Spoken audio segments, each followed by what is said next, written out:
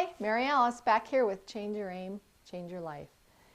And we're going to talk about the aspect of how to change the shameful part of our subconscious, the hidden shame that's there, and the chains of that kind of hold us back, and be able to move forward and not let those bother us anymore. Because what we think is how we feel. So if you're feeling anxious, if you're feeling low, if you're feeling inadequate, if you're feeling like you're dodging bullets or whatever the feelings may come for you, and you're not even sure why they're there, those feelings are there, it's from the subconscious. And if you remember the last picture, I had talked about how this was all, a lot of it was filled with negativity. A lot of it was filled with the pain of being abused and the shame that we take on that really isn't ours to have. But children happen to develop it because they feel like they're the bad ones when it happens. That's just a normal thing that children do. So, and right now, I'm not concerned about the perpetrator, whoever it was in your life. Perhaps we can get to that issue later. My concern is for you and for me, and for our mental health, our spiritual health, and well-being, and our physical health, and that we can move on and be the best that we can be. And you know what? You're never too old to change, ever.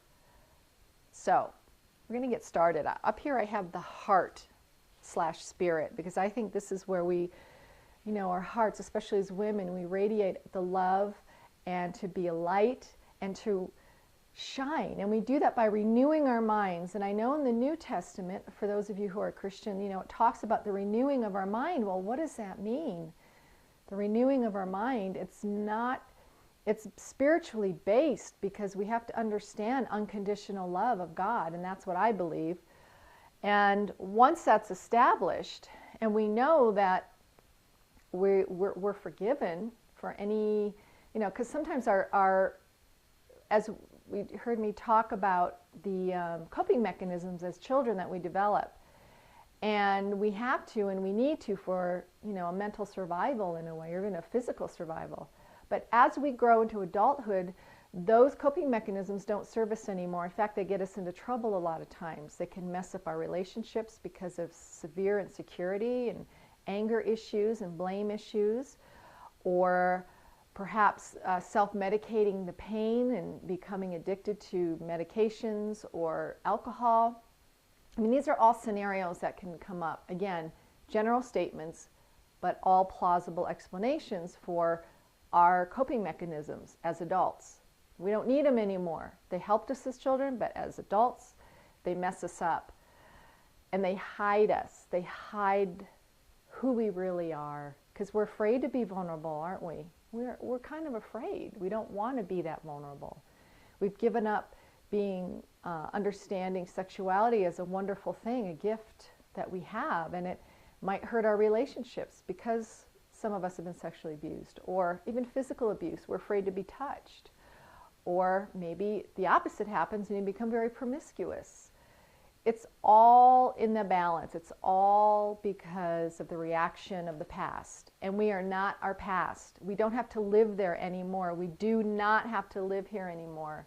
And we've allowed this part, the subconscious, to run our life way too much.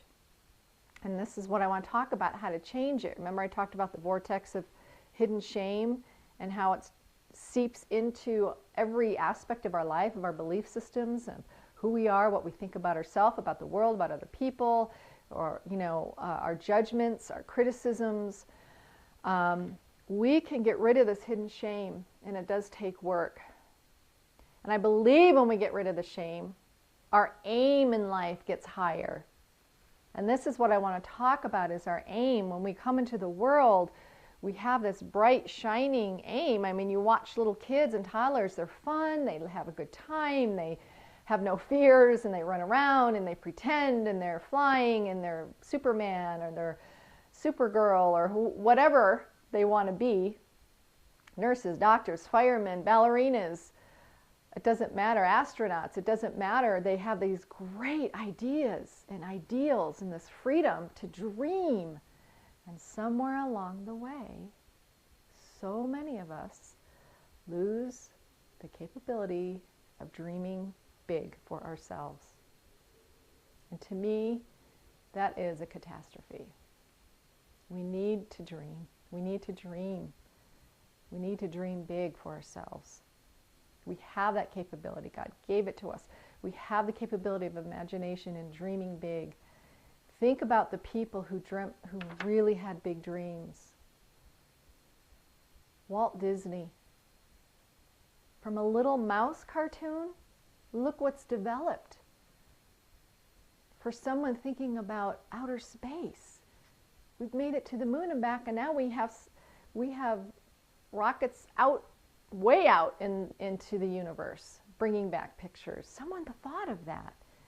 The car, Ford, thought up of the car, and the man who developed BMW, I believe, in Germany, both of them, I mean, the aspect of the fact that they thought up of a car. And now look, we're not in horses and buggies anymore, unless you tend to be Amish. But what dreams do you have inside you, and ideas that are hidden, that are stuck under here, that are stuck because I talked about how our subconscious seeps up here and really invades our concept of real, true life and love.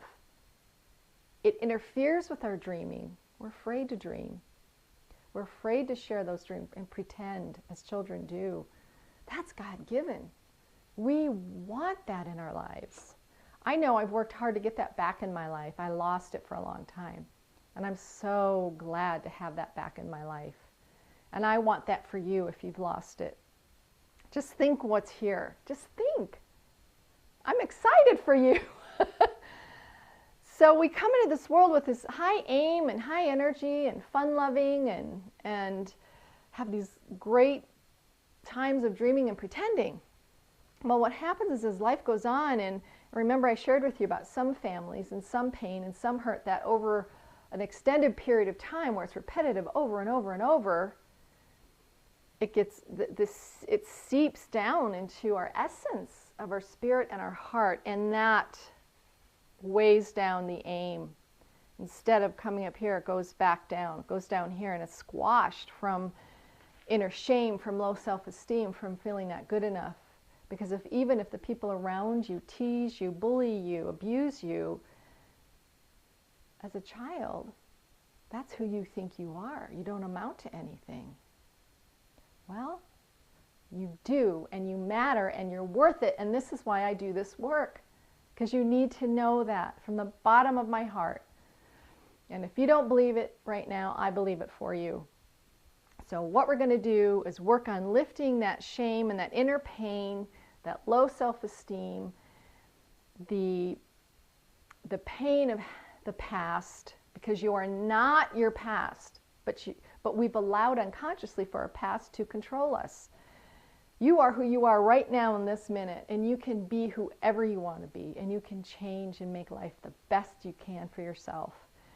So what we're going to do is work on changing this from being pressed down and not so happy and wondering if you're good enough and if you can make it. Yes, you can. You're very capable. Almost all of us are very capable. Unless there's a mental incapacity or a pathological problem. Yes, you can bring this back up, and you can shine, and you can be the light of the world as we're meant to be. You're meant to be here for a reason, and you have a purpose. So I'm going to end this one because I wanted you to understand the aspect part of the heart, of our soul, of our being, and who you are to God. And what's your relationship to God? If I could give you a little homework, I want you to think about your spiritual life. You might have a vibrant one, and that's wonderful. Maybe this isn't for you. But if you're struggling about your spiritual life or who God is or why are you here, allow yourself to think that with a smile, not with a frown and not with a heavy heart. Because when you can connect with God, with Source, with the divine, however you want to call God. I think God myself is a very limiting word. I think we put the essence of who the divine is in a box when we say God, but it's what we have, it's what we use, and people even refer to God as He or Father. But those are all just symbolic. God's not a gender. And we'll talk about that later too, about how sometimes how we are brought up, we see God as how we were brought up. You know, perhaps you didn't have, maybe you had a father who wasn't around.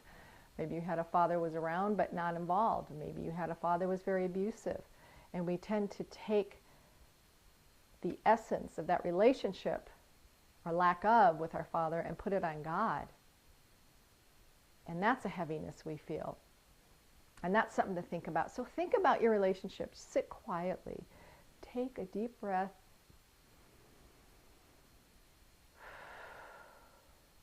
And just sit with that for a few minutes. Breathe deeply 3, 4, 5 times. Just concentrate on your breathing. And then just take a few minutes and think about your connection with God, with Spirit. Just that. Just do that much. Okay? And until next time, I thank you very much for watching this. And I will approach the next lesson will be on how can we move forward? How can we start getting rid of the old patterns? The first part is awareness, which is what I wanted to bring you, awareness with this information, so you can be aware throughout your day. You know, sometimes I even do it myself. I look back and go, wow, I don't even remember, how did I get there? Or I don't remember doing that. You know, I have to think about being grateful for my subconscious for getting me through the day when things are just, you know, we get here and there and do things and it's automatic. And that's great. But sometimes our reaction in life of criticism or jumping on somebody or anger or just wanting to run and hide, you know, maybe being super shy about something, not wanting to confront an issue. All these things are from the subconscious. Why is it there? Why do we react that way instead of taking thoughtful responses to situations? So that's something to think about too. Okay, thanks again. This is Change Your Aim, Change Your Life. If you have any questions, please contact me at maryalice.changeyouraim@gmail.com. And I really hope you have a great day. And I'm really hoping that this information, as quick and kind of general as it is helping make sense. Let me know. I want your comments. Thank you. Take care. God bless.